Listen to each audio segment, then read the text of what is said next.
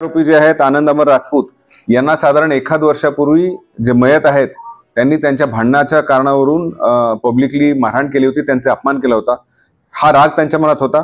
आरोपी क्रमांक 2 समीर कुरेशी याच्यावर अॅट्रॉसिटीचा गुन्हा दाखल झाला होता आणि त्यामध्ये जे मयत आहेत त्यांनी मदत केली नाही याचा राग होता।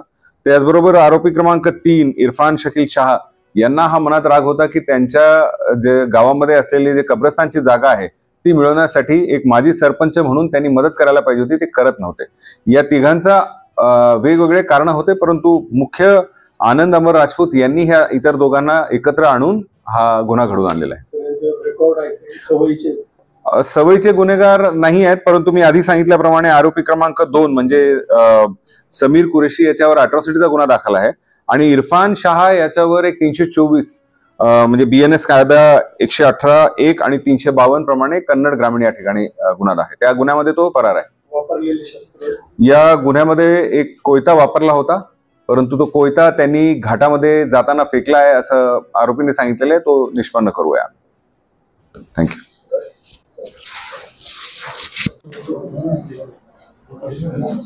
रेडी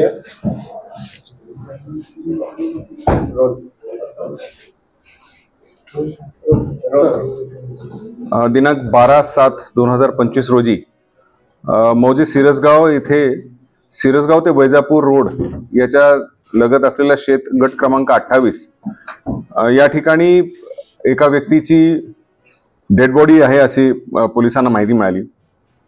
त्या ठिकाणी PI इंचार्ज API इंचार्ज आणि त्यांचा स्टाफ तात्काळ पोहोचला असता सदरची डेड बॉडी ही राजाराम उर्फ राजू भावसिंग चुंगडे वय 47 व्यवसाय शेती आणि ते माजी सरपंच होते यांची बॉडी आहे असं कळाले। त्या ठिकाणी अधिक माहिती घेतली असता असं कळालं की काही प्रत्यक्ष साक्षीदारांनी सांगितलं की 3 इसम त्या ठिकाणी आले होते। त्या इसमांपैकी 2 पुरुष आणि 1 महिला होती आणि त्यांनी कोयत्यासारख्या एका हत्याराने त्याच्यावर वार करून तिथून पळून गेले। त्या अनुषंगाने CR नंबर 173/2025 कलम 103(1) 3-5 भारतीय न्याय संहिता अन्वये गुन्हा दाखल करण्यात आला।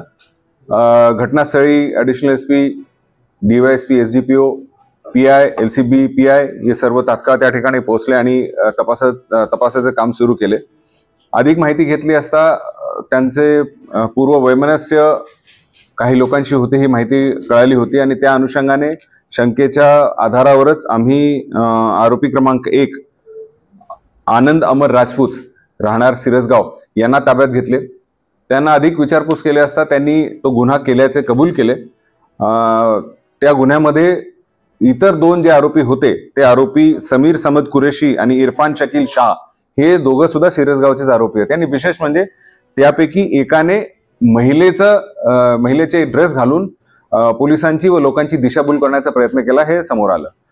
तपासाचे चक्र फिरवले आणि त्यानंतर लगेच LCBच्या 2 टीम्स टेक्निकल अनालिसिसच्या आधारावर अहिल्यानगर या ठिकाणी रवाना करण्यात आले आणि रात्री उशिरा आरोपी क्रमांक 2 म्हणजे समीर समद कुरेशी आणि इरफान शकील शाह यांना रात्री उशिरा श्रीरामपूर अहिल्यानगर या ठिकाणावरून ताब्यात घेण्यात आलेले आहे। तिघांनाही अधिक विचारपूस केल्या असता त्यांनी तो गुन्हा कबूल केल्याचे सांगितलेले आहे। सर काय कारण आहे या गुन्ह्यामध्ये 3ही आरोपींना